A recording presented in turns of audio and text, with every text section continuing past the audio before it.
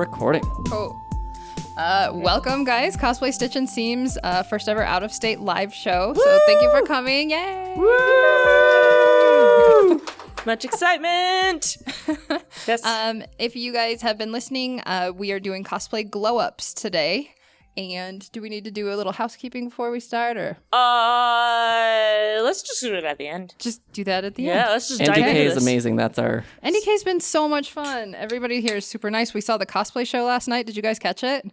Oh my gosh. That was such an impressive show. It was so intense. And like David and I did a running commentary for it. We were just sitting there like, that one lights up. Oh, look at she spin. Well, not only that, but you can obviously tell that Pannon's done this long enough. And I am so new to this because I was like, that's so pretty. And then Pannon's like, well, I really like the way that they did their sew here is because of this. And the wig treatment on this, I was like, yeah, no, that's friggin' gorgeous. Yeah, I know those words. Pretty.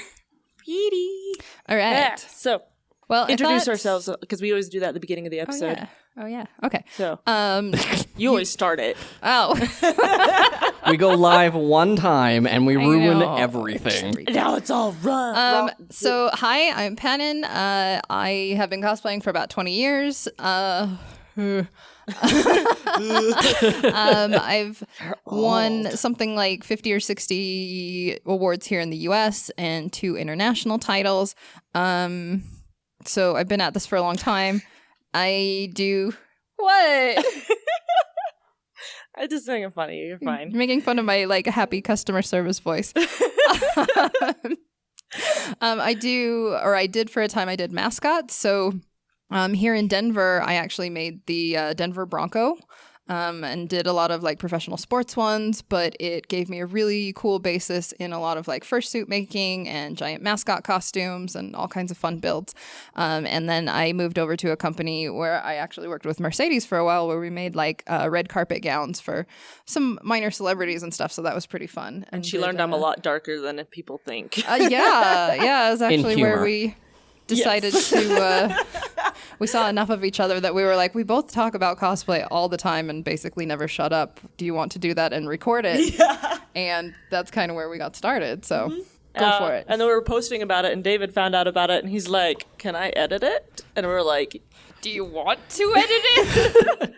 So it was really funny because like I remember I saw like 2 or 3 months. It was like, we're recording for the Japanese festival. Oh yeah. "Yeah." And I was like, okay, I'm really excited to see when that comes out. And then like a few months go by and like I've been watching VFire's feed forever. I was like, nothing's happening. Maybe this is an opportunity. Maybe they've got their stuff, all their ducks in a row.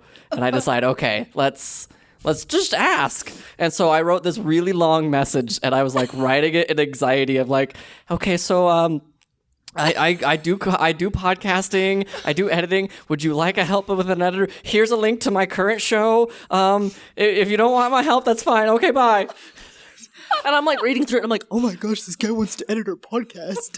This is so cool." And I'm like, "We gotta be professional about this. We're gonna meet him at a coffee shop." But also / we should meet him somewhere public because I'm scared he might be a scary person. I mean, that's fair. I legit thought that. But I thought the exact same thing. So I was like, I'm going to build a portfolio with all of my equipment, my expectations. It was so cool. I was like, "Oh my gosh, this is..." We walked out of that meeting and Mercedes and I were like, he's like way too good for us. But we are so glad to have you on board. Mercedes, tell us some of your backstory. Yeah, so I'm Mercedes, aka Vermilion Fire, or VFire on everything, because no one can spell Vermilion. Probably not even me. It's like million, but with a little ver. But only one L. Does it? Yes. Oh. That's why. So VFire. So I've been cosplaying since 2008, so about 11 or so years now. I got started into it because like I got into college and got thrown into a lot of things where I was like, what is this? What is life? And it was very much brought out of my very shy shell back then, and was very bad at saying no to things. And I had a roommate named Jez. She wasn't in my room, but same floor. And she got me into cosplay. And boy, that has changed my whole life. Yeah, I've won about 20 or so awards, and judged at a couple dozen places. I love cosplay. I started the Cosplay Stitch and Seam website way back in 2012 as a blog where I just interviewed cosplayers and posted pictures of them and gave them shout outs. Also did like how they made and helped them make tutorials, and like they would send me the pictures and like a brief write up, and I would go through and make it look fancy for the website. And then it like died down a little bit, and then we were, you know, working together. We're like, oh man, we should do a podcast. And I sat there thinking, I'm like, man, I haven't touched anything on the blog in over a year now. And I went and I opened it up, and for some weird reason that year, it had 10,000 views in January. And I was like, okay, I'm keeping the name. So it definitely doesn't keep that up for some reason. I think an algorithm broke somewhere, and we just got a ton of stuff, a ton of views that month. But yeah, I love doing the podcast with Pannon and David. It's been an adventure. Mm-hmm. Yeah, so that's us. We're looking at today, we just posted our 55th episode, so we've been at it for a little over a year, which is, I think that's a pretty good accomplishment. Yeah. I thought we would run out of things to say like 20 episodes in. Trust me, as I edit it, you have nothing to worry about us losing things to say. What ends up on the cutting room floor sometimes, I think, could be its own podcast. So yeah, I was telling David earlier that we need to make a track of all the times that's just like, sorry, David, can you edit that out? Sorry, oops, Sometimes he just leaves it in, and then just in the middle of the episode, you just hear me saying, David, please don't leave that in. I think I did that once so far. Yeah. I was like, I'm listening to him, I'm like, he's leaving my oops in. Well, I think it was because usually my method is like, if it pertains to something that happens later on in the episode, and if I cut your section out, it doesn't make any sense. So then it becomes the inside joke, and I want everybody to be a part of the inside joke. Like, the podcast is purely for us to share what we love. I mean, be glad that he didn't keep in some of our stuff from the last time I came to record, because he left the room for like 20 minutes. I wanted to have dinner with my wife. That's all that happened. And we just like got quiet and started making ASMR eating noises into the mic. Sign up for my Patreon to keep me from going insane. Yes, I had to run to the bathroom really quick, and so Pannon was just like by herself. Mm-hmm. Yes. Don't leave me by myself. So our topic today, as we mentioned, is cosplay glow-ups. We've kind of talked about like our first cosplays and some of our recent builds, but we wanted to talk a little bit about how you kind of get from point A to point B and kind of plan toward point C, wherever that is in the far future. So I thought first we could talk about a little bit about our first cosplays. Maybe not your first build, because you've detailed that one. Yes. If you listen to the first episode. One of your early builds that you were proud of. This is where David edits me thinking. Welcome to the live show. Oh, shoot. Crap. No. Well, I know for me, I did not have an opportunity to come to an anime convention until 2001, 2002, and NDK was the first one I made it to. But in the meantime, we had a very tiny local sci-fi convention called Conduit, and it was more like for writers. I miss it. Yeah, it's not around anymore, unfortunately. But I found out they had an anime room, and I was like, that means cosplay is okay at the con, right?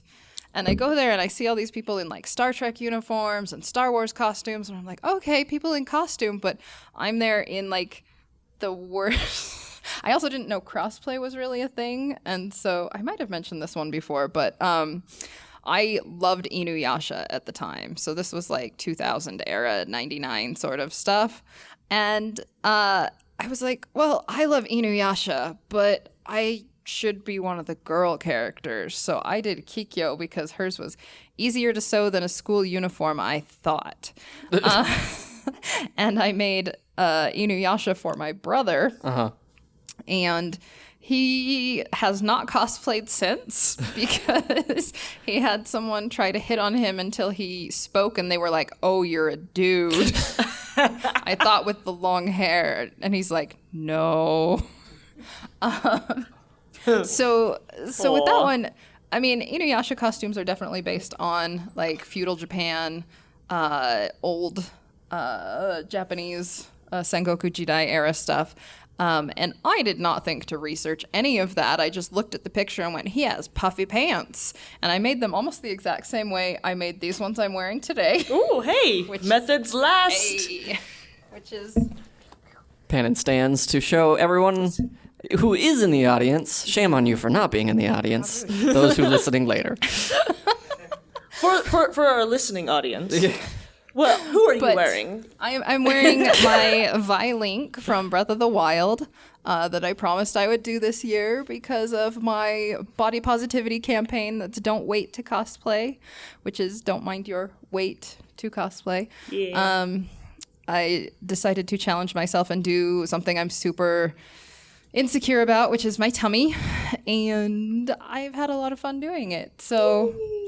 but yeah, I made the Inuyasha pants in a similar fashion, I will say, pattern-wise, similar fashion where it's just like a really big piece of fabric and you gather it in with elastic on the pant legs and at the waist.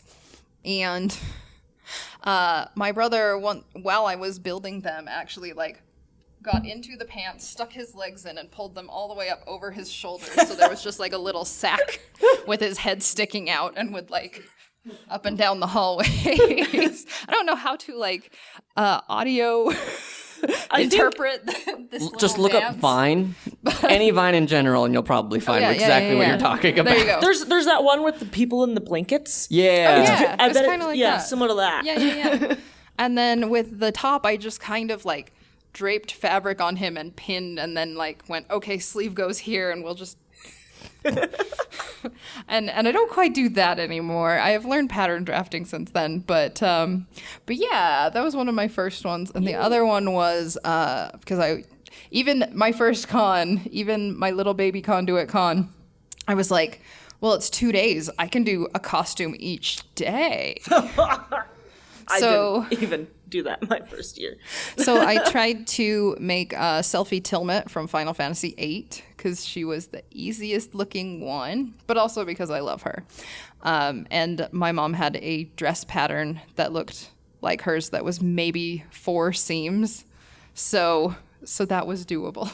Nice. Did I give you a good time to Yes, think of yours? yes, you did. Because Yes, I you could did. talk about my first cosplay as well, if you like. Oh, I was like, I got one. For my first convention at Anime Bonsai, I had my first Link cosplay because I love Link, and it has a lot of funny stories behind it. I think I talked once about how like it was my first time getting into cosplay and all that stuff was also the same time I was starting dating my now husband, and he dropped me off to this convention while I'm wearing this really poorly made cosplay, and I just remember thinking, I'm so embarrassed, like, I hope he still likes me.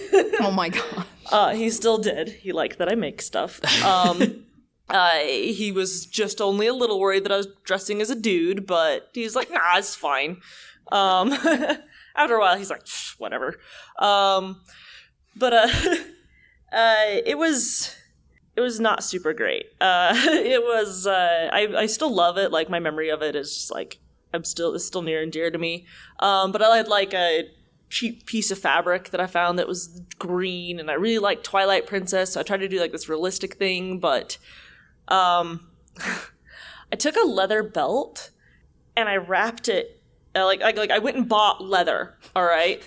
Bought a leather strip for a leather belt, and I wrapped it in microsuede.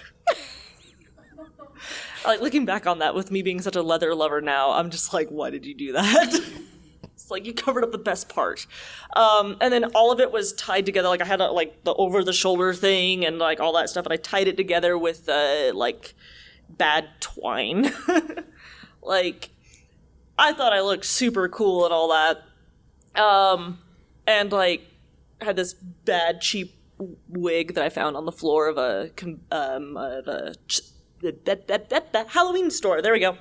The Halloween store that had all these fun wigs and stuff like that. And I found this one on the floor. It wasn't even in a package. And I was like, can I get this for cheap? It's got no bugs in it. I'll buy it. Oh. Is that the standard?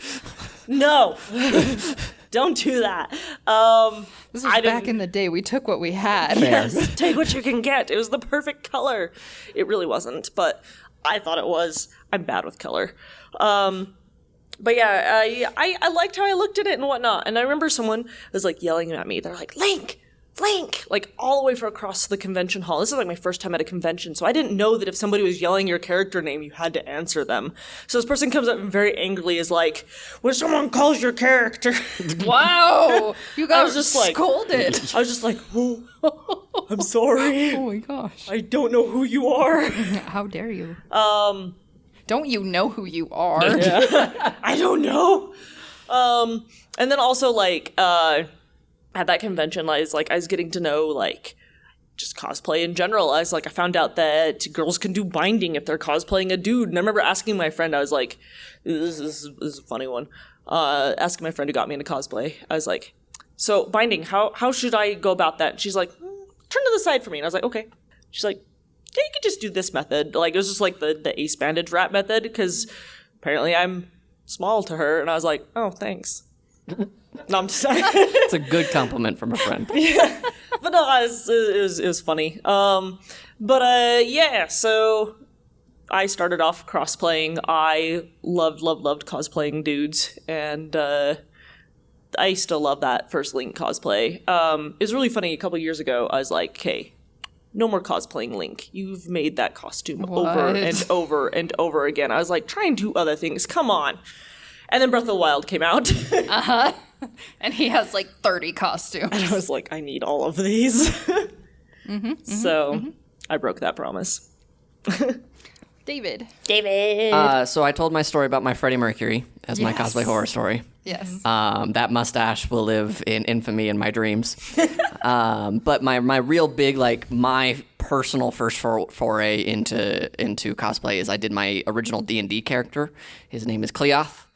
I see all the Dungeons and Chill fans out there. Awesome. So he's a barbarian, 5'6" me is trying to pretend to be a 6'11" human barbarian.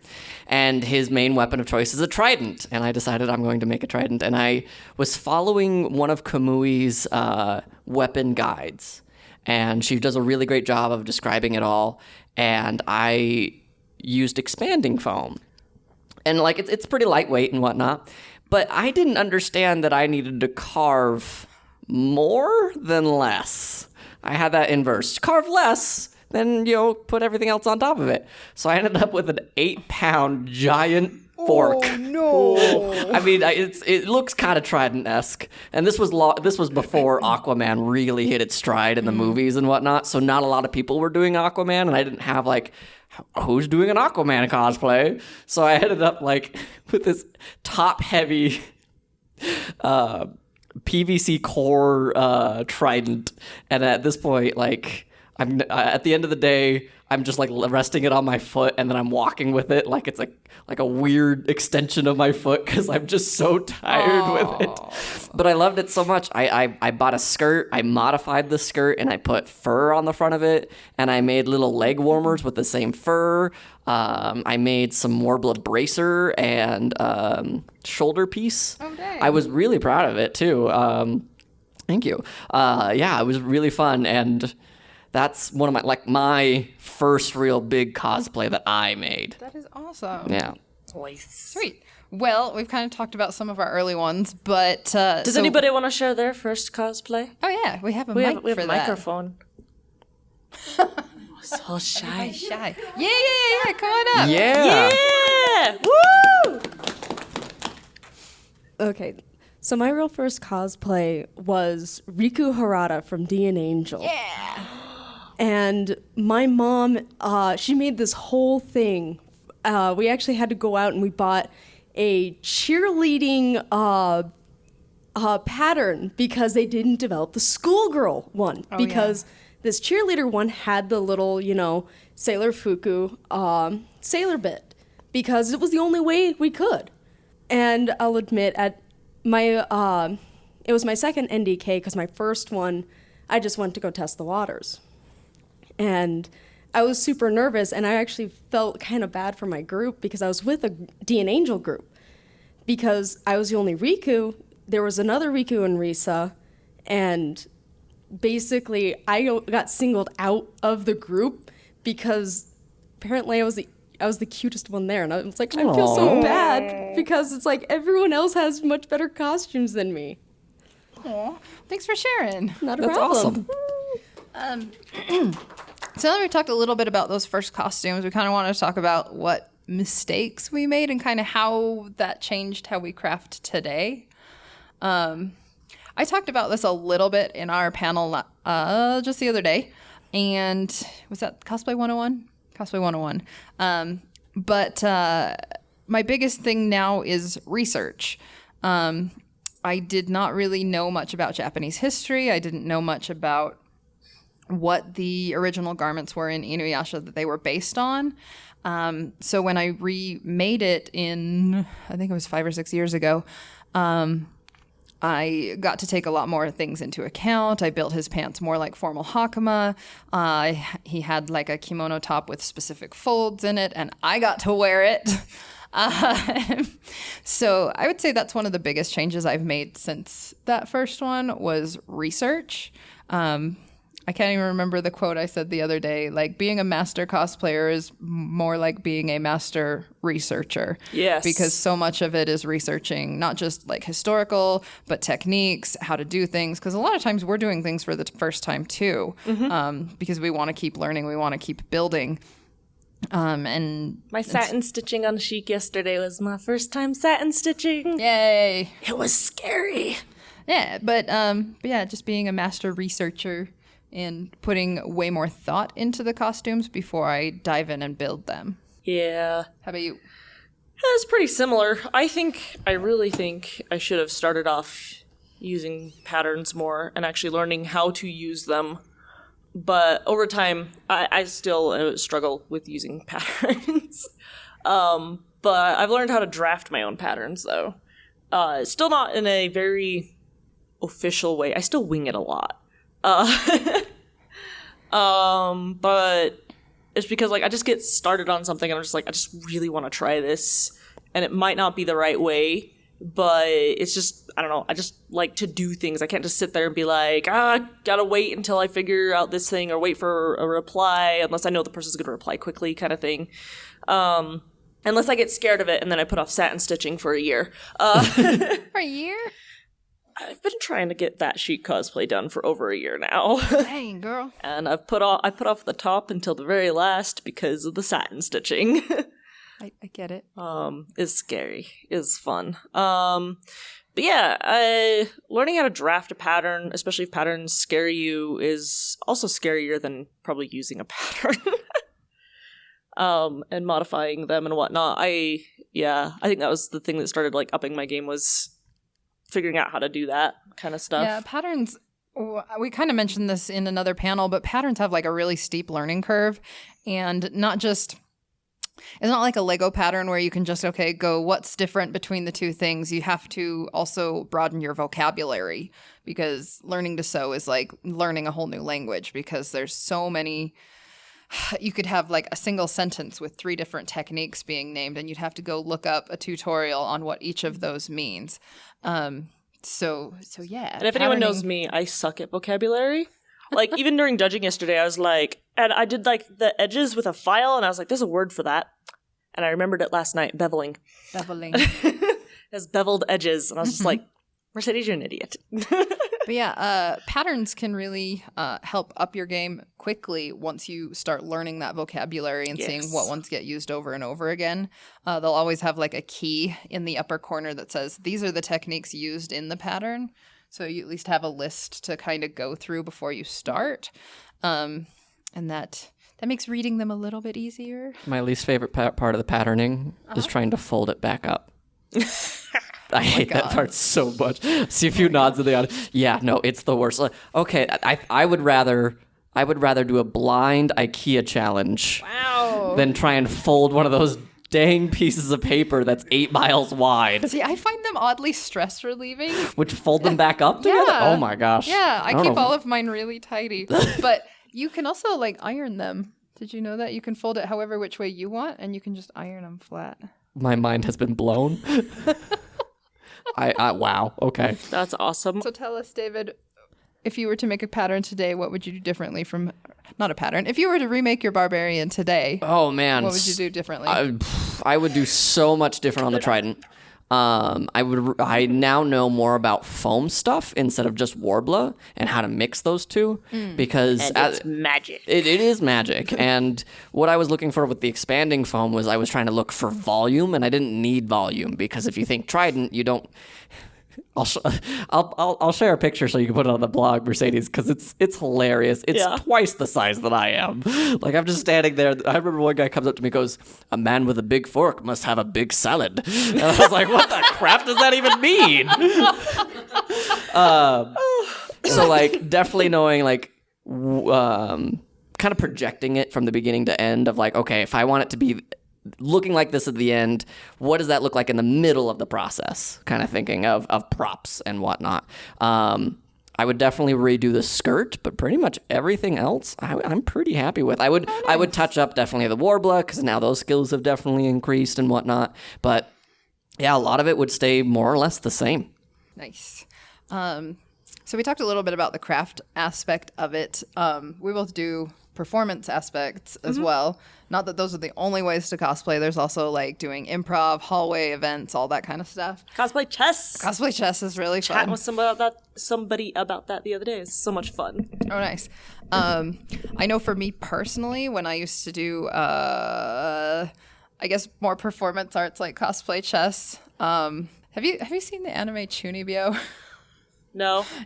It's Few people nod. so Chunibyo is literally like middle school sickness is what it means. And it's that mindset. It's the like weeby mindset basically where you are not afraid to be really foolish in public and do stuff that you look back and cringe, sort of a thing. AKA my entire life. And well, you know. So that for me was like the biggest like, oh yeah, I used to do that. Oh yeah, I did that. Oh yeah, I cosplayed like in public and ran around screaming in an outdoor mall. Probably shouldn't have done that. And I don't give me that face. I can't record that face. I'm judging you, Pannon. No, I'm just kidding. Well, the thing is, like, I really like doing performance-based stuff, and even though the people at the time probably found it super obnoxious that I was running around in costume acting like I was 10 instead of almost 20, it gave me a lot of, like, social experience. It gave me a lot of, I guess a lot less care in making a fool of myself in front of people, Pannon? which is great for cosplay. I did live-action roleplay. Yeah. Yeah, Hey, but that's like hey, in a there's specific nothing wrong with setting. LARPing. There's nothing wrong with it. Hey. But, like, I'm like, it's okay. I'm not really actually judging you. But yeah, I would say like I still do a lot of the same things now, but it has kind of been refined and upped to like not like professional level, but like to making sure I do it in the right places, making sure that there's like a certain amount of chill added in so I'm not like all over the place. I try not to wear cosplay on the train anymore. Yeah, that's fair. I used to take a train a lot to go to the conventions that I go to in Utah, and I remember the first time I got on the train and I was wearing Yuffie from Final Fantasy VII, and I was just like, don't talk to me, please don't talk to me, please don't talk to me. And I'm just like staring straight ahead. And like when I first got on the train, I was actually wearing just like mostly normal clothes, but then as I was getting closer, I quickly hopped in the train bathroom and changed, and I came back out and I was like, oh, please, nobody judge me, please. But luckily, like, it was actually a really good experience because, like, some people were like, oh, that's really cool. And I was like, thank you. I was just my shy little self. Aw. So my other question is, have you done that sort of stuff, David? I know you did, like, some kind of performative cosplays, like with your pre-serum cab. No, not really. Because, like, the most... Like the two things that I really have when I think back on it is when I was getting to the con with my pre-serum cap. So I was wearing just kind of like standard army garb, and it said Sergeant Rogers on the breast and on the arm, and had the American flag and everything. And I kind of had my shield behind me, and on the shield it said "Waiting for my super soldier serum," because Chris Evans was going to be at that con. And Super cool photo. Someone came up to me and goes, "Thank you for your service." And I went, and I just went to hide. Like, I was just the only way, because, like, I didn't want, those people actually deserve gratitude and whatnot. Everybody who has actually served, but it's just like, okay. And I just walked away. That was really kind of my big thing of thinking back of like, ooh, I wish I could have done that better. Of like, I should have been, upfront, like, oh, this is actually cosplay, but thank you. I agree. We should be definitely being on top of that and making sure that gratitude fits where it should belong. So I'll pass it along to the next, corpsman I see. Yeah. I always love doing the park ones, like the cosplay picnics. Like in Utah, cosplay picnics and barbecues are like a huge. They're not as huge as they used to be, but they're still around, and they're so much fun. They were started back when we were in our weeby phase with our Churibyo, because we were just like, where can we cosplay that won't be as obnoxious? We're going to do a picnic. We're going to go to a park, and that'll be our space that we can express ourselves and have fun. Well, like, and now I'm seeing, like, cosplay karaoke nights in Utah. So just finding your local cosplay group, and you find people who want the same excuses, and now it's so much more publicly accessible that, it's cosplay night, so we're going to get a bunch of people dressed as costumes and go to the club or something along those lines. It's also cosplay burlesque. Like, that's super cool. That's so cool. Yeah. So I lost my place in my notes. David, edit this out. Screw it, we'll do it live. So do you still cosplay the same sort of characters, or do you feel like your focus has shifted? I mean, I tried to not cosplay Link anymore, and I failed pretty hardcore on that. I made that Zora armor. I think for me, like, when I first got into cosplay, I felt very restricted by my gender and my body type and my height. Those were all things I was very, like, the friends I was friends with at the time and the friends I am friends with now are different people, and some were more supportive than others who have been awesome and telling me, do what you love, pursue costumes and goals that make you happy. Aww. On my card. So I remember one of my early costumes way back in the day, my friends wanted to do Kingdom Hearts, and I was like, Sora is my favorite. I identify so hard with Sora. He loves all his friends, and he's just excited about everything. And I want to be Sora so badly. And they were like, you're 6 feet tall. You get to be Riku, or you can be one of the one of the organization guys, or one of the bad guys. And I was like, but I want to be Sora.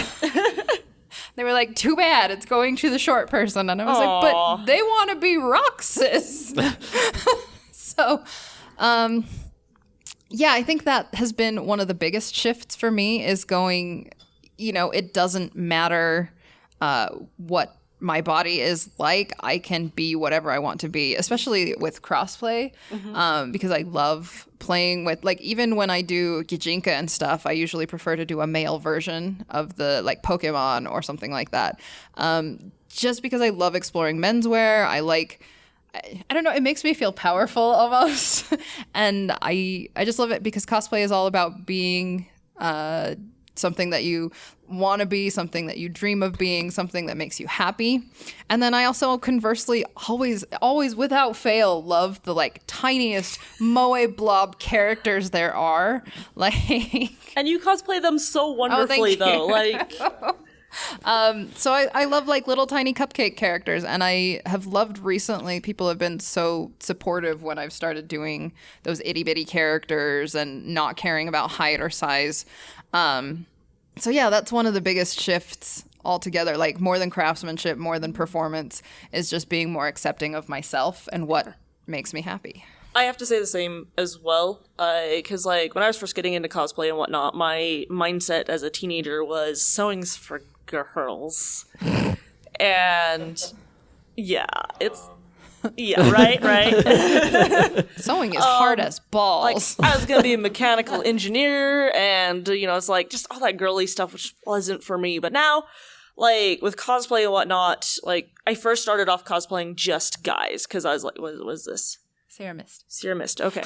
I have a drink. It is a drink, Mercedes. a You open them and it keeps you poorly hydrated because it's so oh no, please. Oh no.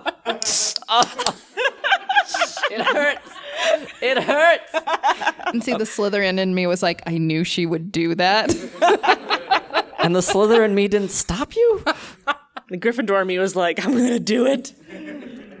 Sorry, I interrupted your story. Yes. Anyways, what was I saying? I forgot what I was talking about. Sewing is for girls. Yes, be the cosplayer you want to see in the world. I love that. You're amazing. Thank you. We're going to steal it and put it on a shirt.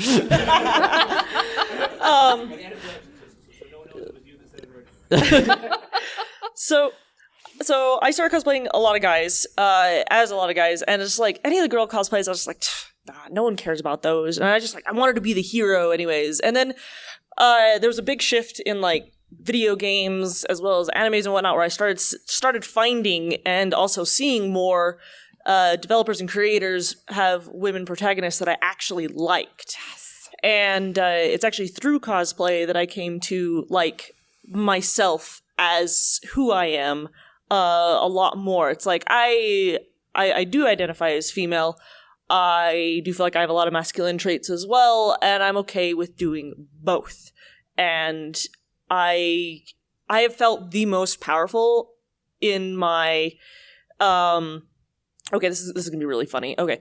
I feel the most powerful in my female cosplays. Aloy, Chic, I just feel very powerful in those costumes, and I feel the most beautiful in my guy cosplays.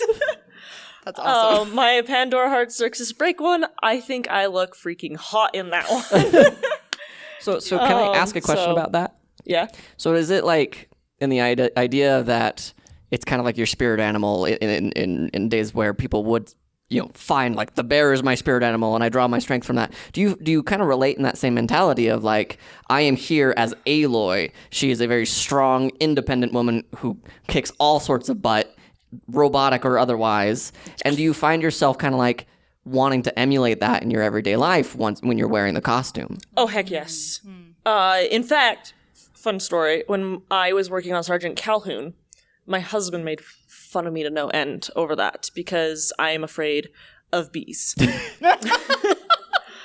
I do my best to tolerate bees because bees are awesome and they make honey and I love honey and bees are adorable and I love them. I am just very scared of them. And hornets are the devil. Yeah, they're butts. So there's, I see a hornet and I'm just like, nope, not even gonna try. So every time that there's like a hornet that shows up, my husband's like, come on, you're Sergeant Calhoun, you can take this on. Aww. It's a bug. And it's like, I'm not Sergeant Calhoun, Chris, no. I'm sorry, I'm going to bolt now. For me, like, where you mentioned identifying with a character, like one of the characters I picked this weekend was Prompto from Final Fantasy 15. And he is one of the characters I have identified with really, really hard because he has the imposter syndrome. He's like, no matter how big you make it, you still feel like, what did I do to deserve this? He has a hard time making friends. He has anxiety. He is just incredibly relatable with how much he struggles within the group to just feel like he should be there. And it's awesome to see his journey and also relate to it with my own, because the closer he has become with his friends, the more he understands that, sorry, my voice is getting a little bit wobbly here. But he understands how much he really means within their group. And even though he doesn't see it, they do. And so that just really resonated with me. And I wouldn't say all characters resonate to the point of making me cry in front of an audience of people. But no matter what the costume is, usually it's the character themselves that makes me go, I just want to be that. I want to relate to that even harder, Totally. So, my last thing before we move on to more recent builds is, what do you guys feel are the most essential skills you were missing at the time? Yes. All of the skills. I read one book, I watched 2 YouTube videos, and went, I got this. I know what I'm doing. And arrogant me then ended up gluing my hand together with expanding foam. And that was I had to run to the hardware store to get like acetane to try and like slowly pour it into my hand, but not to burn my skin, because I had stuck my middle finger, my index finger, and my thumb together because I was trying to put something on it. I don't even remember at the time. And I pulled away and I was like, oh yeah, this looks really good. And I was kind of inspecting it, not really paying attention, keeping my hands like I was meditating. And then I looked down and I can't, my left hand won't open. Oh no. And and then I do the stupid thing of trying to pull them apart, and it's just not happening. So I had to drive stick shift with one hand. Oh no. To Lowe's. Whoops. No, there's a lot that I think past me would definitely go, okay, here's what we need to do, and like future me is like, okay, I'm going to tackle this one step at a time and like really review how I want this to be done, right? Kind of plan it out a little bit more in detail. I think I've started my Michael Carpenter cosplay 3 different times now because a cat chewed through my sword that I was working on. Oh, I was so mad. It wasn't my cat. The cat's fine. But yeah, there's this concept of like, I want to do better than what I did before. But I think that's kind of the goal in life. I work in IT, and I oftentimes think that if people were willing to fail more, I wouldn't need a job. And I think that's the same idea with, you got to take the leap. You got to do some searching on your own. And knowing that I fail, like I don't call it a failure. I don't call any of my cosplays a failure except for Freddie Mercury. If you don't take that failure, you don't learn anything. Absolutely. So by taking that willingness to fail, you are only moving yourself forward. Nice. I love that. Yes. Hey, Mercedes. Probably using leather as you should use it.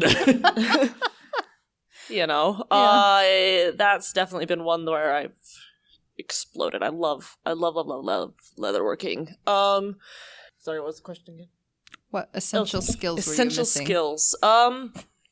I think like being able to research properly, and I don't know if it's necessarily, you can maybe call it a skill. Probably depends on like what kind of person you are, but being able to go and ask other people like, hey, how'd you make your costume? Like coming out of the shell, and just realizing that everybody else at these conventions and even online are all just as nerdy as you are and want to share what they're making. And like that's been where I've learned the most from, has been just talking to people and asking them questions and being like, oh, this method, okay, I'll try and look that up. Or they'll be like, oh, I'll just show you. It's like, even like with Chic this weekend and the satin stitching, like Pannon sat down and was like, here, when you're doing it, the needle's going to move side to side, so you want to make sure that you turn the fabric a certain way when you do corners so that you're not, having your satin stitch not end up where you want it to be,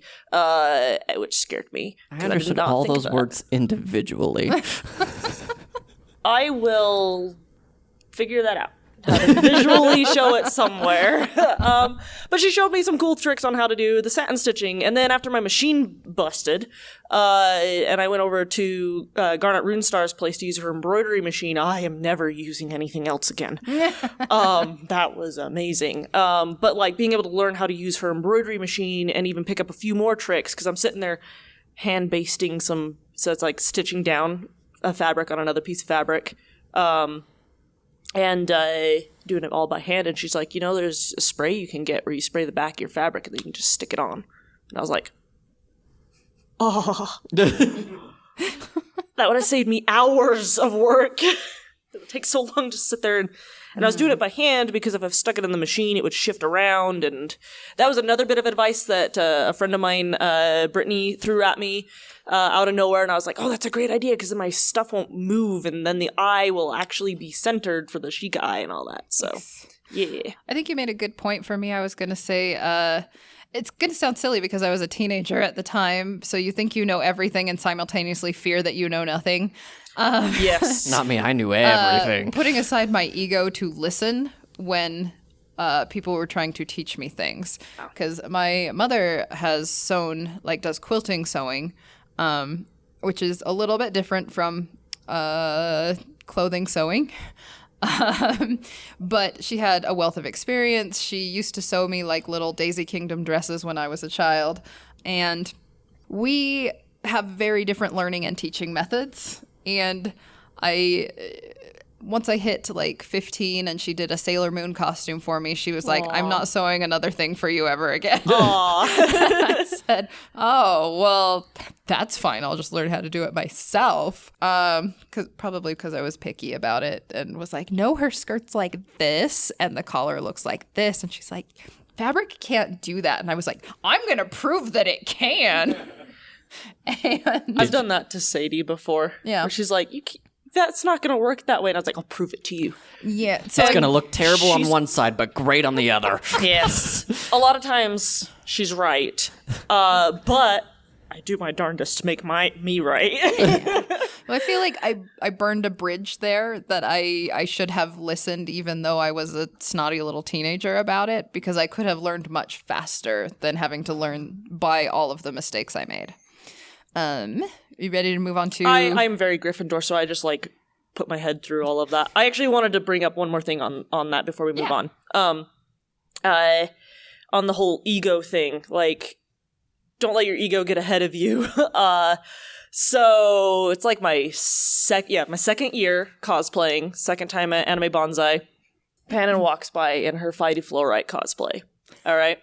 It is amazing. I have a picture. Yeah. You can tell the story. Yes. It's immaculate. It's beautiful. It's got like all of this applique. There we go. Applique all down the cloak and this just beautiful. The shirt is just perfect. The pants actually are joined with the boots. So, because he has like boot pants. Boot pants. Boot pants. I like that. Yes. Boot pants. It's like immaculate. All right, look at that. It's gorgeous. It's gorgeous. I walk by, I see her in that, and I have my own as well, also Phi. So I've got my own version of it, and I'm like, mine's better because I have a gradient. I drew it on with marker. But it's like, I had a gradient, and that was the only cool thing about the whole costume. It was just really crappily put together. I did try to use a pattern with it. Big emphasis on tried, and the cat ate half of it. And I, like, it really wasn't well put together, but I thought I was so cool. And I was just excited because I saw another Phi, and I was like, yeah. And I was all excited, but, like, as you walked away, I was like, yeah, mine's better. And you have no idea. But you've grown. Please don't break my things. I'll try not to. or your head. Sorry, I'm laughing so hard. I hit my head on the mic. I like my things a little bit more. I'm sorry.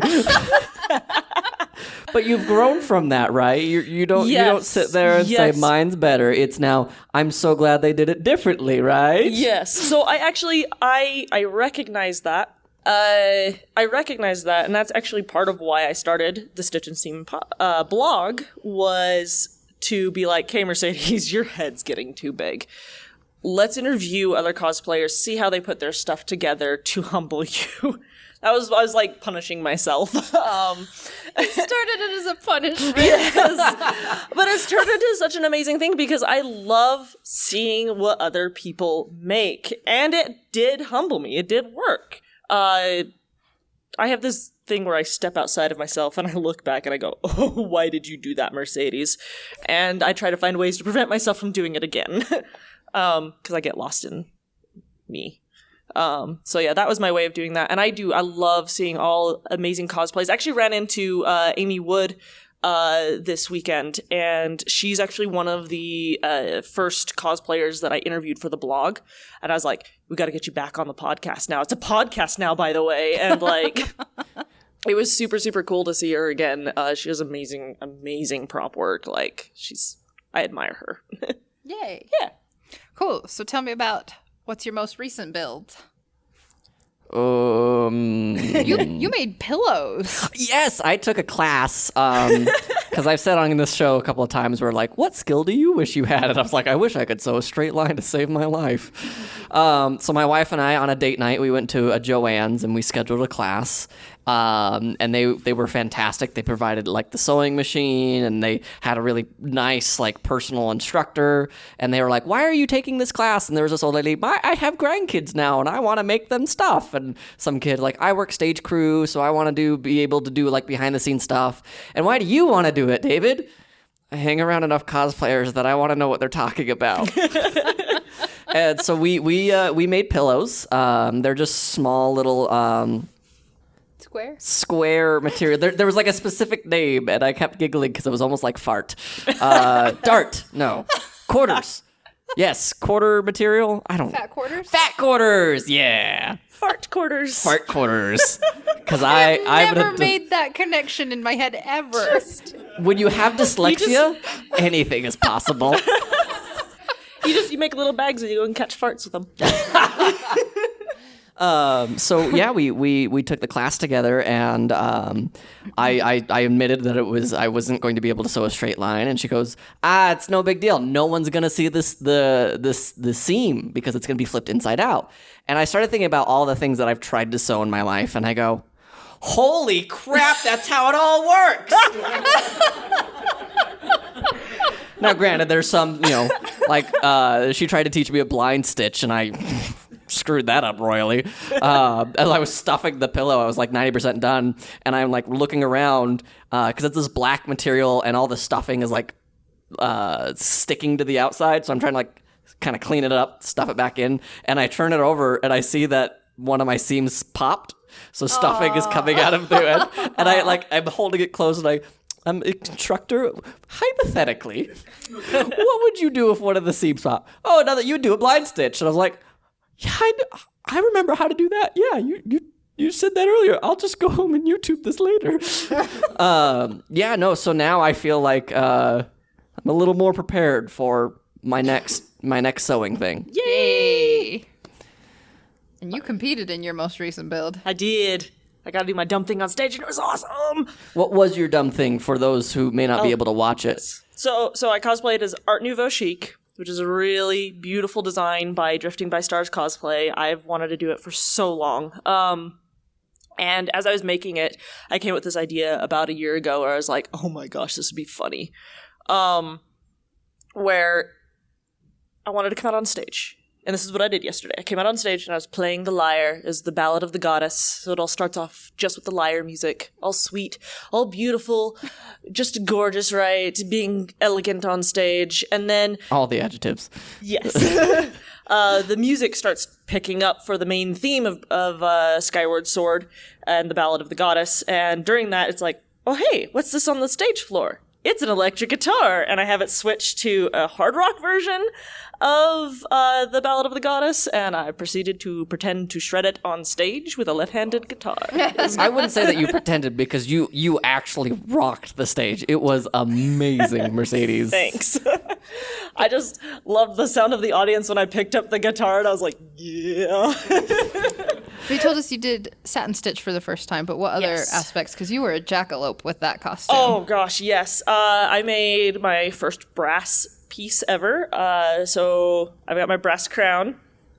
And with beveled edges. With beveled edges, now that I remember the words. And I want to go find the judges again and be like, "I remember what the word is for the thing I did on the..." Yeah, no, that's okay. Yes, one of my beveled edges, that was a first-time thing. The satin stitching, the patterning something to super fit me, which didn't go as well as I planned, so I actually might remake the top eventually, because I have more ideas on how I could do that better, and I might actually get advice on how to do it better. Oh, your hands are cold. I'm touching Pannon. Oh, your hands are cold. I'm always cold. You should know this. The chiffon... No, that really wasn't a brand new thing. Because I did that for work. But I used the work machines for the first time on my own personal cosplay project. That was fun. Thinking. There was a lot that I put into this. I patterned my own booty shorts as well, because it's very short shorts, and that was like, what am I wearing? And I made leather bracelets that slip on and off and look like they're seamless when they're on because they overlap just right. And that was a cool like new trick that I wanted to put into it. So yeah, those are really the main things. I also made the braid look longer than it actually was, and I used friendly plastic, which is also a first. Very cool. I didn't do the thing that I mentioned on a previous episode where I was going to put friendly plastic over the foam clay stuff. I wasn't able to test that. I ran out of time, but I will. I will, because I want to see how that goes. Well, right now I'm in the middle of building Jolene Cujo from JoJo's Part 6, which I'm super excited about. It's been one of my goal ones that I have been too afraid to because it's another tummy cosplay, but I'm doing it. And I am doing all kinds of crazy additions to it. It's neon pink with a neon pink jacket with hollow stuff all over it. It lights up. It is dumb and ridiculous, and I love it. You have some progress of that on your Instagram, don't you? I do a little bit. Yeah. But my most recent finished build was probably what I did for WCS competition, which was not just Riku, but also the Lich Heartless. I don't know if you guys have played through 3 yet. Mind blowing. But it's one of the final bosses, and I got to use a lot of my mascotting techniques. The whole interior is foam. It can actually collapse into a single suitcase. Whoa. Yeah. That's impressive. Wow. The mask is resin. It lights up, and it has a ton of like hand beaded, hand sequin bits, so it like sparkles and looks funny on stage. And that was definitely the most challenging costume in that endeavor. But I like that one because I don't often get to put my mascotting skills to use. And it's, especially after seeing the show last night with all the big Gundams, like the big League of Legends costume, I was like, man, that was amazing. I really want to get back into building those really big ones because they're really fun. They're so much fun. So, and with Riku, I really enjoyed making him because I got to put so many, like he's a simple costume, but I wanted to put as many skills that I'd learned to show that even a simple thing can like be complex and show how much you love the character. So even though it was a simple costume, I did a lot of stitch work techniques. I did a lot of different hand sewing techniques, embroidery, dye work, rivets, cobbling stuff with our shoes. That was cool. That was patterning, super cool. Yeah. Belts, leatherwork, all kinds of stuff. So that was a lot of fun. And I would say like, I didn't so much learn new things with them, but I definitely, from the time I started, have like, I felt like it showcased so many of the skills that I've learned over the years, which was fun. So that was my glow up thing. Nice.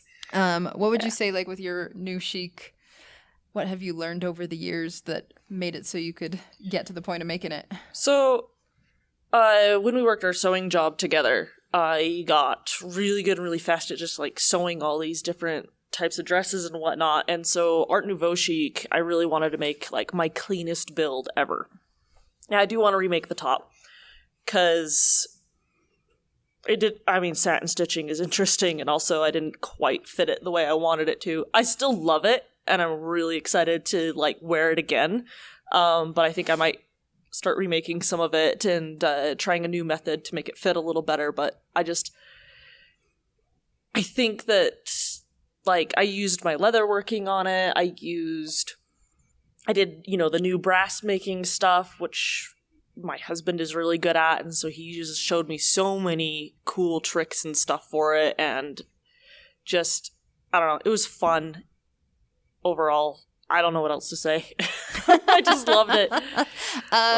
So craftsmanship aside, how do you feel like your focus has changed with cosplay? Because for me, I was just being a dingbat and running around conventions. I didn't even know you could compete in them until I started seeing like online videos, and I attended a cosplay competition at NDK for the first time, and I was like, that's really cool. You can do stuff in front of people in your costume. And they want to see it. Yeah. Like they like it. Like before that, I did mostly like hide my nerdy stuff. Like I have fan fiction trophies at home, and I used to make AMVs. I have an Asuka from back in the day. I'm sorry. I just love this idea so much. No, have you seen that? Here they have an AMV contest and you win an Oscar. That's beautiful. Yeah. Because those ones that we saw last night, I was blown away at the editing of them. Like, those were not easy things to put together. So when I saw that, like, cosplay was also a thing I could be competitive in, the inner competitive part of me was like, I want to do that, and I want to do it so hard. So that's definitely where my focus kind of like was the competitive aspect. But I also just really love performing. I love like the thrill of getting up in front of people and showing a character that I love. So I evolved from like when I first started on the convention scene. I competed that first year. My friend was like, "You're gonna be Ed from Cowboy Bebop," and I was like, "Sweet, I love her," and gave me 3 Mountain Dews. It was great. We didn't win anything, but after we came off the stage, this guy came up to me and he shook my hand. He's like, "That was the best Ed performance ever." And I was just like, "Thank you. I'm hopped up on caffeine." I don't know I am if caffeine goblin. I don't know if there's still like an archive back this far, but I think 2002 I competed at NDK and it was a hot flaming mess. My friends did a group. Does anyone remember Hoshin Engi Soul Hunters?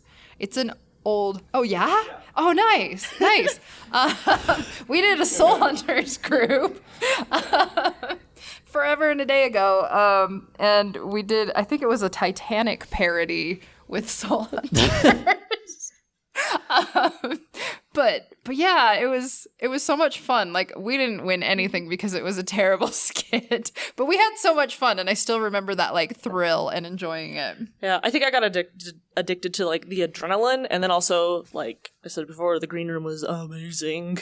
Yay. And I love meeting other crafters and whatnot. But like those first few years, like I was a heavy like, all right, here's our panels that I want to go and see. I'm going to go see them all. And I mostly went to all the crafting ones because I was like, I got to learn. I got to get better at this. Like, my friend who got me into this cosplay stuff, she's amazing. She makes great costumes. I want to be like her.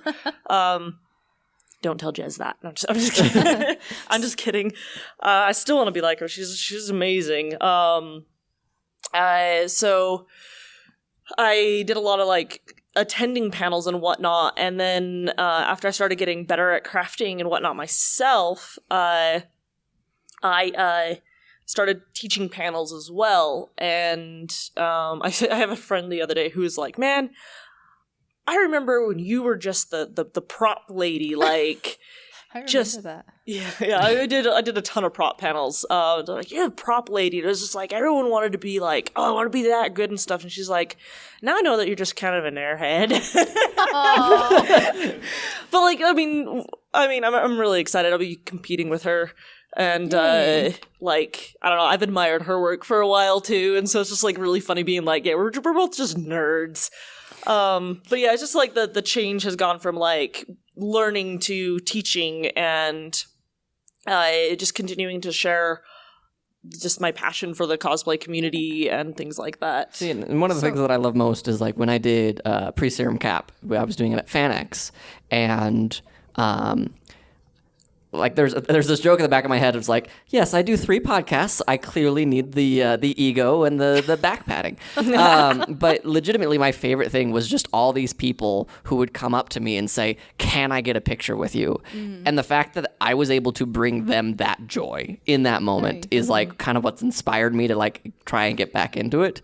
I remember it took me 45 minutes to walk 30 feet to the bathroom. Wow. And I was like, I really have to pee. I have to pee so bad. And then like one of my favorite people who came up to me was he was in a Star Trek TOS red shirt, and he goes, "Can you pretend to choke me?" And I was like, okay. Well, it's funny because I'm a red shirt, and pre-serum cap is killing a red shirt. Even pre-serum cap kills a red shirt. And I was like, yeah, okay, I can appreciate that joke. Yeah, that's great. And so, you know, I'm standing there and I'm like, I'm just about ready to explode, and he's like, "Can I get like a few more? Like you're pretending to like jump on me or something." I was like, "Sure, one more, but I really gotta go." And so like, just I don't know. There's this weird feeling of me that like I have provided joy to these people. These people can now look back at these photos, regardless of what the quality of my cosplay was, because it was purchased on Amazon for most of it. But the fact that they can sit back, go through their phone one day and go, oh yeah, I remember when I stood next to this little kid looking like Captain America when I was there as full Captain America. That's like just such a big moment to me. Like that's not my joy. That's their joy. And it's there's this term called compersion. Somebody else's happiness makes you happy. Aww. And I love that compersion-y kind of feel all the time. Nice. I learned a new word today. There you go. I was actually going to ask David, from your perspective, what it's been like from just the start of the podcast to now. Do you feel like with all the different topics we've covered, with all the different things, do you feel like your focus has shifted? Do you feel like you know more solidly like what aspects of cosplay you love? So when we first started, I was like, I am so out of my depth. I have no idea what any of these words are. But like over time of kind of picking these up, and it just feels a lot more manageable, right? And I'm not saying like you just need to listen from episode 1 to what we are right now, although you're more than welcome to start over anytime at all. Help our downloads. But at the same time, like it's one of those things that when you kind of just put yourself into that environment, you just kind of want to emulate that as best as possible. And so there are times where it's like after Mercedes or you have left or I've ended the video call and I'm done editing or something along those lines, and I just sit there and go, dang, I'm inspired. I gotta do something with this energy. And then I go play video games. Yeah! Video games. Awesome. So we've covered the glow up. Did you want to add? I'm trying to remember what it was. I wanted to add something, and I'm trying to remember. Oh, yes, the walking, and I need to ask Sadie, so I'll have to find out from her. But what we do a little kind of like contest thing to see which costume of mine takes the longest to go 10 feet at a convention. It's a lot of fun. Oh, okay. I see what you're saying. Like me taking forever to go to yes, to the because people are like, "Can I take a picture? Can I take a picture?" Yeah. Yeah. So, was it Aloy? She actually knows which one it is. I don't actually think it was Aloy. Aloy is definitely high up there, though. But I can't remember. It probably is Brawl Chic. Okay. Because that one got very well received. Yeah. See, and that's where, like, I don't think I've ever had the experience of getting stopped in hallways, because I almost never get stopped, or I almost, like, people just look at, like, photo shoot things afterwards. Well, when you're looking at a goddess like yourself, I understand. You avert your eyes. Oh my gosh. No, it's really interesting. Like, it's such a unique to convention culture, and it's really cool because, like, what stops people, what makes them go, I need that picture. It's really cool. Let's see. And our next thing we wanted to go to was, since we covered the glow up, we wanted to go, what is your future glow up? What do you want your next one to look like? Well, I can't talk about my next one. Is it a secret? Yes. Oh. I can talk about Michael. Oh, yeah. Tell me about yours. So after watching last night's competition and then again going, I am so inspired. You can tell he's the audio one because he remembers to lean back from the mic. Because I can be angry at me, and I know past me needs to like future me, and vice versa. But I've been, like I said, I've been trying to do this Michael Carpenter cosplay from the Dresden Files for a very long time. And I sat down, tried to work something out. So what I really want to see is just my sew skills get a lot better, because I want to make a cape for Michael. Is there any Dresden Files fans out there? Yes, you are missing out. It's really great. Read the Wikipedia, the first 2 books, then jump on book 3, and then you're good. Yes, please. Right? No one needs to go through the first 2 books. It has a rough start. Yeah, fair enough. So I want to do a Michael cosplay, and like, I wanted to do the sword out of foam, and then I was talking with Mercedes last night, and we were like, okay, but what if we do it out of this? Or what if we do it out of this? And I feel so inspired. I want my sewing, though, to be like, not on point, because I know that it's probably not going to be great, because I don't have a lot of practice. You got to get on Charity's level. Making all the chainmail. All the chainmail. The Kevlar. Oh my gosh. Charity's his wife in the show. She makes all of it, and like, she actually forges it in their like little fireplace. She would be an awesome cosplayer. She would be the best. I imagine her kids' Halloween costumes are probably the best. But that's the Dresden File podcast. We'll get to that one later. That's the next panel. So I want my sewing game to be a lot better because I picture a lot of red trim and I see the giant red like Templar cross on the back of it, and I have like grand goals, and I think that's really what my main focus is going to be, because prop making in my mind just feels easier because it's so much more physical, and like you get to see the grand changes as it grows. Sewing is such a minute thing that you're like, all right, this is stitch 1,000,000.2. I don't know where I'm at right now, but eventually it'll be done, right? So I'm really excited to push that and allow myself to challenge and fail. I would need to learn to fail before I can really succeed at this. Very cool. So my next cosplay, because the next one's a secret, the one after that, I'm actually going to be doing the Hannah Alexander Finn from Adventure Time. Oh. Because I love Adventure Time. And my friends Kimi and Kame, they've been on the podcast a lot. They love Adventure Time, so they're going to do Marceline, the Vampire Queen, and Princess Bubblegum, also from Hannah Alexander's designs. And I'm so excited to do these. Like, I love doing cosplay stuff with those two. And, like, other than, like, I did Finn with I call it my diaper hat. Oh, yeah, that was for Bonsai last year. Yeah, for Bonsai, yeah. And Kame did Susan, and her Susan was so amazing. And I was like, I need to fix my Finn. Make me feel like I'm not wearing a diaper on my head. I love friends that like challenge you and make you want to like, yes! Oh, I want to do it better. Yes! And then like when I believe it was Kame who like threw the Hannah Alexander designs in front of me, and I was like, oh my goodness. And then I was at the store shopping for a different costume and walked by like the fur section, and like in the Hannah Alexander one, he's got like this like really cool like beastie fur head thing, not a diaper head. And I was like walking by and just feeling the different furs, and this one was really soft and it's like the right texture. And it was really expensive, but I bought it. I love that aspect about Joann's, that you can just go in and like feel Yes. things. Touch the things. And like nobody's going to bat an eye because it's like, yeah, no, I got to feel this. You know, even the old lady like, what's this going to feel like for my grandchild? You know, and it's like cosplayers are like, what's this going to feel like after 10 hours of me not taking this off? I as I was like putting it in my bag and whatnot, I was like messaging Kimi and Kame, and I was like, we're making these cosplays, right? Like we're not just talking about this. This is happening. And they were like, yes. And I was like, cool, because I just bought fabric for it. But that one's gonna be fun because like I don't work a lot with fur, and so creating the creature that he wears on his head for it's gonna be really fun. And then he also has scale mail, which I didn't realize until like a couple weeks ago, and I was like, oh crap. So I'm going to be looking up scale mail techniques. It's luckily just like a skirt in the front kind of thing, so that'll be hopefully okay. We'll find out. And there's these beautiful armor pieces, and ever since doing Zora armor, I've wanted to try to do that method again that I used. I did it wasn't Sintra, it was Celtec. Expanded PVC plastic that you can heat up and shape with a heat gun, and putting Thebra on top of it. I want to try that method again, but with a couple other techniques and whatnot, because I feel like I could do it better now. And Finn has a lot of like raised details on his armor, and I'm like, oh, it'd be really cool to show that off. I also bought a while back a thing of aluminum tape that's about 8 inches thick.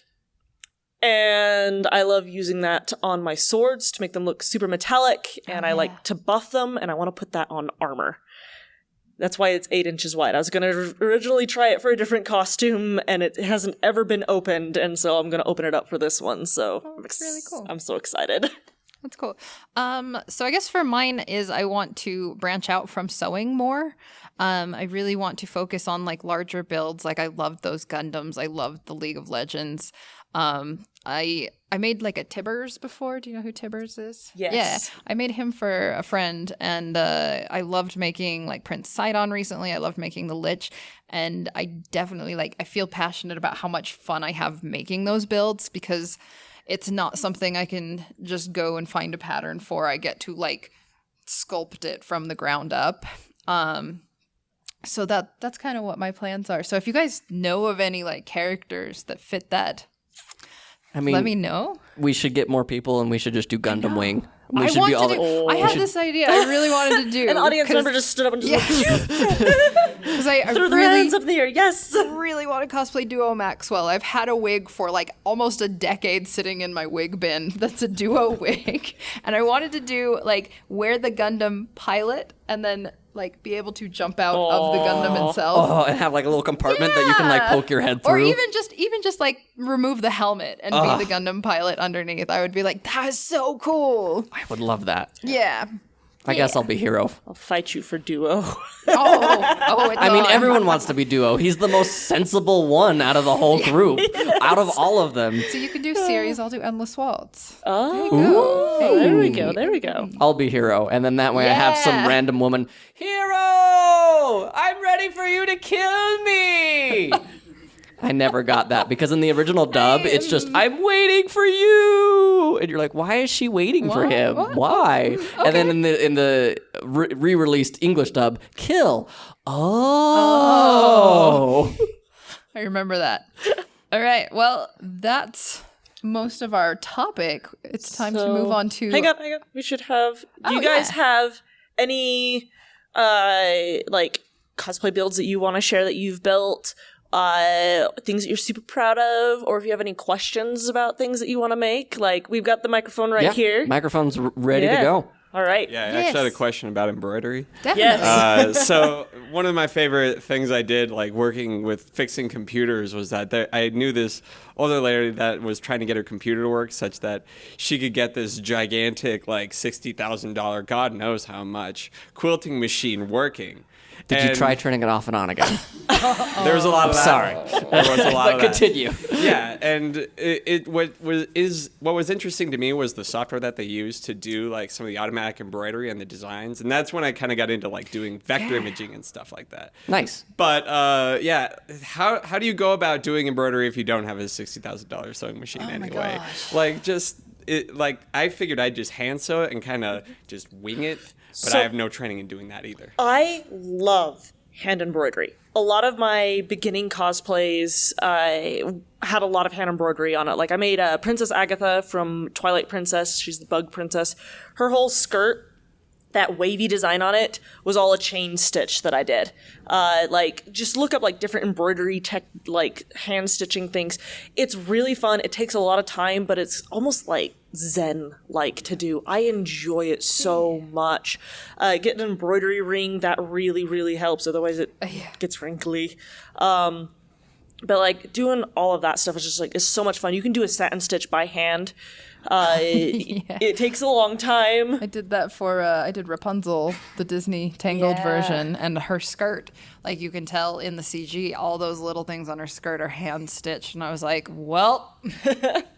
Yeah, the scallops on Agatha on her, like the top of her skirt piece over her chest, those are all, I guess it's technically a whip stitch if it goes around the edge and then back in, but it's a satin stitch, but around the edge, so. It also depends on the project. If you're using it to have like a more modern looking industrial patch, you might be better off looking into the industrial sewing end of things.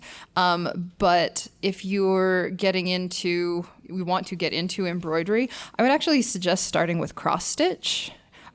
Just buy yourself a kit. It should have like instructions on how to separate the strings out, how to like, I've seen people do like massive portrait things, like giant beautiful paintings that like, I mean, they're not painted, they're tiny little stitches. And that like really gives you a feel for what it's like. And it also gives you a really like steady hand at it because you have to be so straight with the stitch work. But once you have the basics, like Mercedes said, there's so many tutorials online. I love doing chain stitch is one of my favorite. I use it a lot.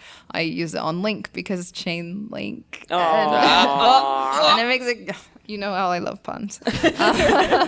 Yet when I was feeding them to you this morning, you were groaning like they were terrible. That's fair. Grown as a proper It was a proper response to a pun. appreciation. All right, Yeah. fine, fair. Yeah. That's very fair. But yeah, there's just so much that you can do within embroidery, and every project is going to feel a little bit different, and you want to add different styles and flavors too. So One of my favorite like stitch things that I saw was it's hanging in my office in my coworker's place, and it's got a black kind of cloth behind it, and in green it says "You have died of dysentery" from Oregon Trail, and I was like, yeah, that's the appropriate thing that we need to do with all of our stitching from here on out is make Oregon Trail memes. I was super impressed. So for my birthday, my friend made me can I say it online, on live? Because it has a swear in it. So Yeah, it's fine. So I have the Twitter I use for my personal yeah, I love account, this. and sometimes when I get really drunk on my Twitter, on my personal account, I'll just post like, "Who wants to ask Pannon a question?" And I can't remember what was asked of me, but something like, I won't say what the quote was, but it was Well, this we- really ridiculously drunk quote. We can bleep it out, and the live audience gets to hear it. Oh my god. Oh, it was something like, I don't get drunk. I am a grown woman. I have inebriated moments of whimsy.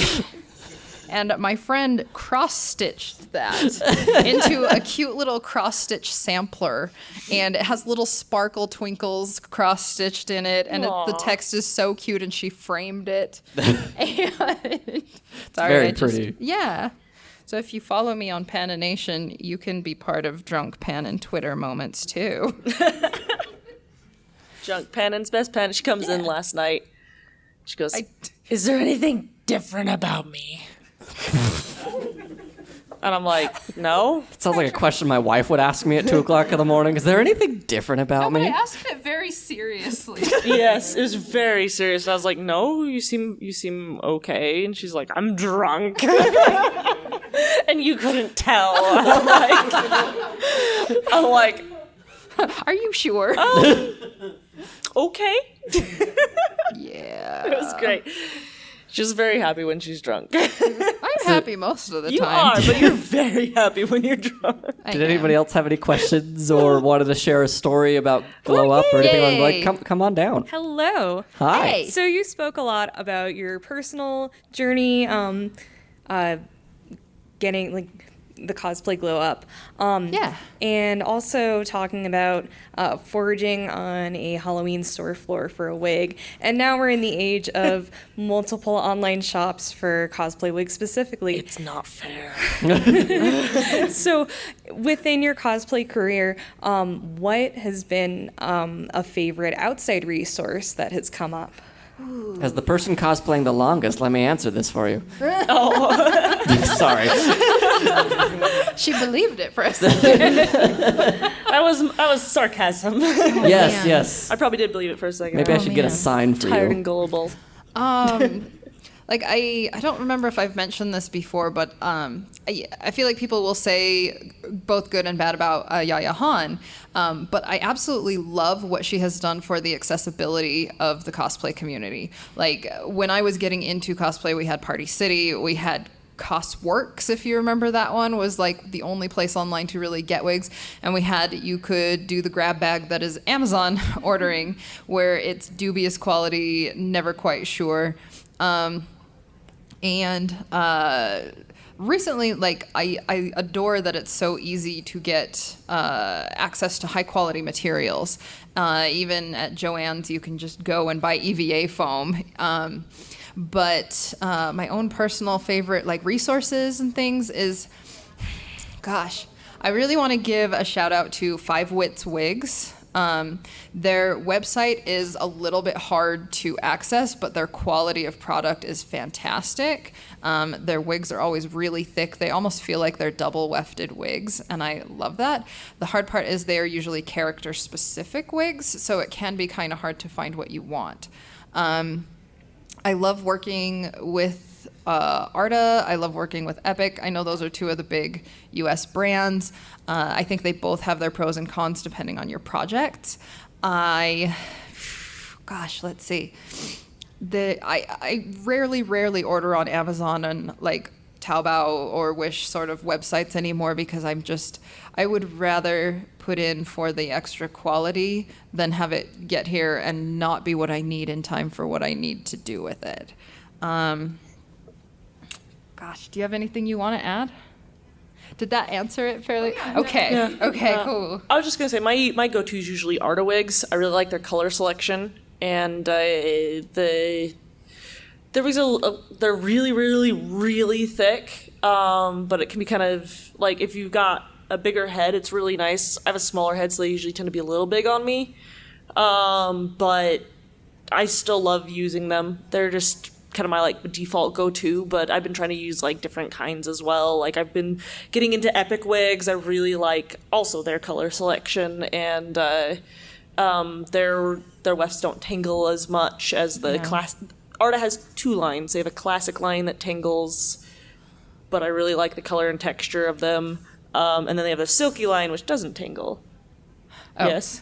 I was going to say, this doesn't help anybody, but the other place I go to get wigs is the NPS store in Salt Lake City because it's the everything that fell off a truck store. And they just randomly it stands for National Product Surplus. And basically they stock whatever they have surplus of from wherever they find it. And like this Link wig I have today was just one that I was like, that's the perfect color for Breath of the Wild Link. I'm going to get that. It's $5. It's a step above the Halloween City floor purchase. Because it's not a great store, but like if you don't mind like looking, I love garage sales and stuff like that because I think it's just kind of part of growing up in cosplay. I look at things and I'm like, what can I make with that? What can I make with that? Mm-hmm. So I love going to a store that's kind of like that to go, ooh, that's really cheap. I could use that for XYZ ABC. See, but then you end up like me, and I've got this whole closet of stuff that's like, yeah, I'll use that material one day. That was 10 years ago. Right. Favorite part of the podcast?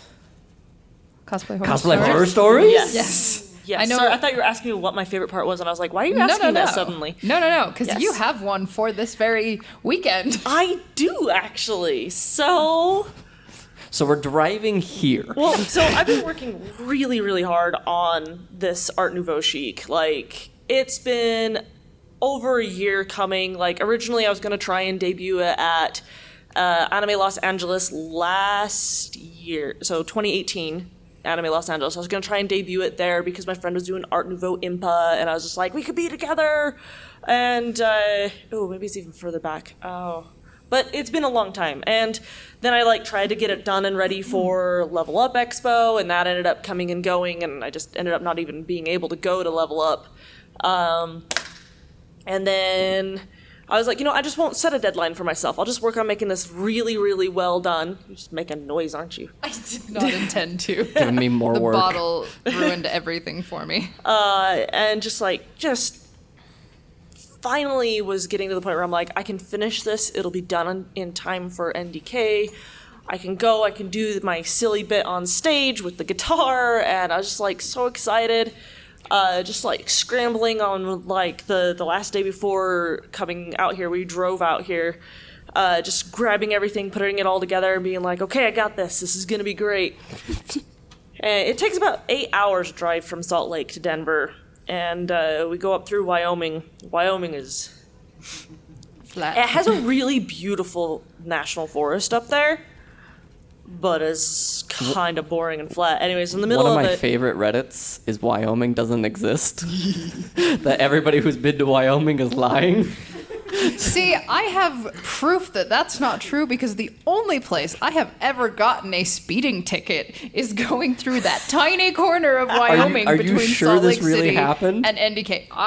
Are you sure? a tiny corner. I worked It's for huge. driver's license also, so I saw it was on my record.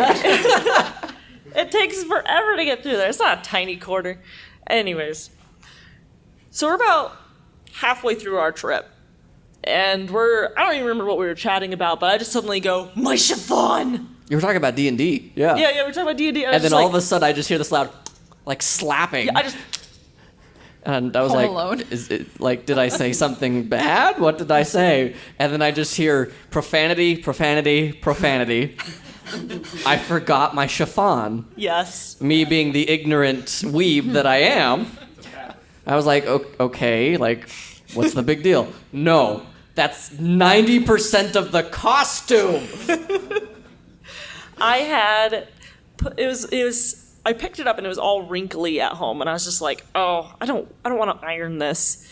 So I put it in the dryer with a load of laundry that I had just done, and so that de-wrinkled it really nicely, and then I'll put it all really nicely on a hanger, put it all, so all of the chiffon was together, every single piece on that costume, the skirt, the cape thing, the waist wrap and ties, I put it all on there. And I left it hanging up in my closet. It just suddenly hit me. It just like, for some reason, my brain was like, oh, by the way, here's a mental image of your costume in your closet. And I was like, beep. Yeah, beep. Anyways, I was like, yeah, let's talk about D&D so I can distract my brain from this, because I was panicking really bad. And I have the best friends and family in the world. My husband was like, look, we'll figure out a way to overnight it. Like, there's been a lot of things that have been happening where, like, we feel like the universe is, like, out to get us. And we're like, you know what, screw the universe. We're going to make this work. And I'm like, but it's going to cost a lot of money to make this work because we got to overnight it. And I would like it to be here before my judging time, or I'm going to probably explode in anxiety. Because I had also left my anxiety medication home. So yeah, I was very much a ball of nerves. Yeah, so my husband was like, you know what, we're going to make this happen. And like, I just went to go and just kind of like do some minor ranting and just kind of get it out of my system sort of thing. And my D&D group is amazing. They paid for the overnight shipping, and then some. They gave me a little extra to be like, go get yourself something fun. And my mom also helped chip in, and my friend Patty, her mom helped chip in, and just like between all of that, we got it all shipped here, and it showed up an hour before judging. I was able to quickly whip it all on and run to judging. Iron it. Iron it, yes, because it was shoved into a package instead of stupid dryer thing. Well, like, I should have just ironed it here. You're missing out. Like, one of the most important pieces. Like, we're sitting at Pannon's booth, and Mercedes is talking, and like, you know, I think I'm just gonna drop out, and I don't think that I'm gonna do this time because I can't do this other stuff. So like, why don't you go ahead and go out and do this other thing? And like, just the pure look of defeat, like you were really distraught, and like it was really upsetting. And I was like, I've been an emotional person this entire weekend. I'm usually an emotional person, but I've been like super teary all weekend for some reason. But I'm just like, I just wish that I could have.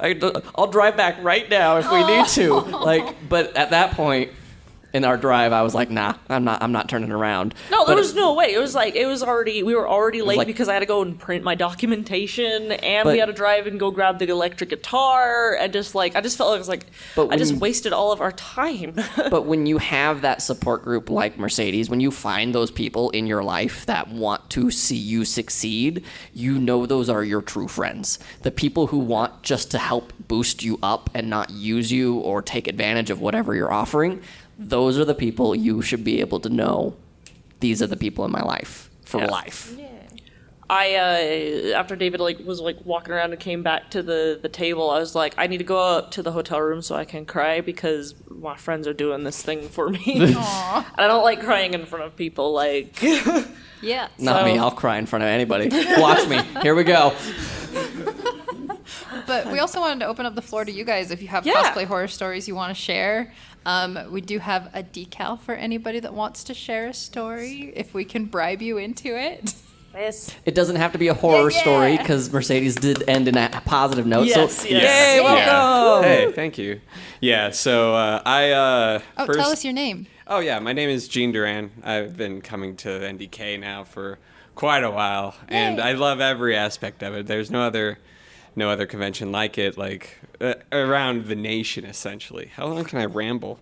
I'll try not to ramble long. But yeah, and cosplay was something I was never going to be good at. I didn't feel like I could. And so Join I the threw club. something together. Yeah, I want to say it was in 2016. It was Tabitha from Advance Wars Days of Ruin. Anyone? No. Those are words. Continue. It's a video game made by Nintendo, Oh, yeah, and it yeah. was a mobile game on the Nintendo DS. And and I was just like, yeah, you know what? I think that she has a long white dress. It was entirely like wedding satin that I used for all of that. And, Wow. I mean, the sewing sucked. My seams were bad, but it presented okay, and the seams were hidden. So That's what I done on mine. yeah, that's what you had to do. So yeah, I was really proud of that.